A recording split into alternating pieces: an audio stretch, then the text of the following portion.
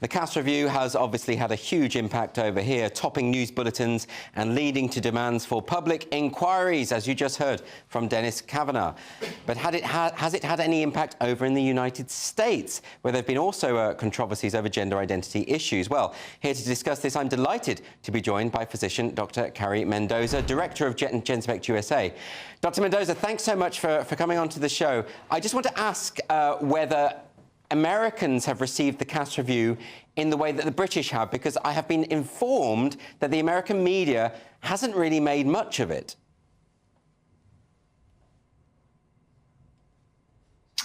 Andrew, thank you so much for having me. I wish we had better news over here for you, but it really has been ignored to a great degree over here in the States. And why do you think that is? I mean, is this evidence of the ideological capture of the various institutions in America, or is it that it's just a busy news day? I think it really is evidence of the ideologic capture.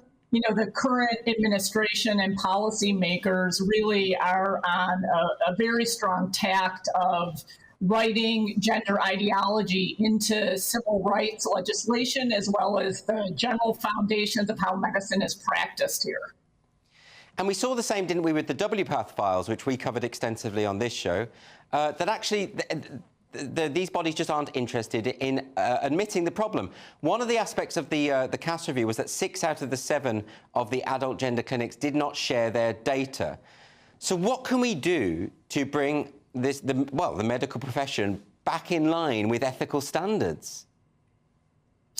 Yeah, I think the issue of the data sharing is really such a big one. And I think it's super important to focus on that, especially with what's going on in the United States, as we've really made a big business of making electronic health records available and widely part of the way medicine is practiced. And so I think when you look and see the response to a lot of the folks who are trying to make sure that this care is continuing to be available, they're really starting to focus on data privacy and protection, as they call it, for the LGBTQ community, saying that they shouldn't have to share their data.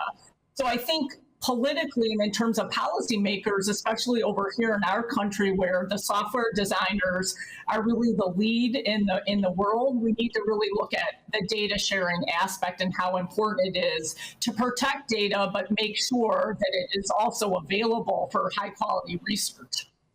But if they are serious about the best interests of these individuals who are undergoing gender medicine, surely it would be in their interest to keep a track of what happened later in life after this treatment. What can their justification possibly be for withholding data when it comes to this? Well, I really think that clearly they're not wanting the long-term outcomes to be revealed, as well as things related to medication adverse effects, cancer risk long-term. So I think there's really this focus ideologically on sort of short-term interests versus the long-term side effect. And so I think if you're in a position where you don't want to share the data, you just don't want to know. But isn't that against the Hippocratic Oath? Isn't that against the whole principle of first do no harm? It absolutely is. It absolutely is. This should not be politicized. This should really be about what is the best for every single patient. If you're a trans-identified patient, we need an environment where this is not politicized. We need people who are looking out for your best interests in terms of long-term outcomes, so you don't get cancer, so you don't get a host of terrible side effects that you might not be thinking right now because you're thinking more about the short-term issues.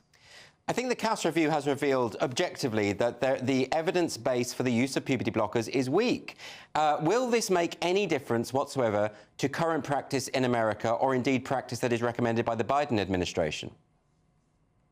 It really doesn't seem to be, unfortunately. There seems to be a focus more on short-term issues of, will this make you happy, versus is there evidence for a good practice in medicine. And that's where I think that the big conflict is related to.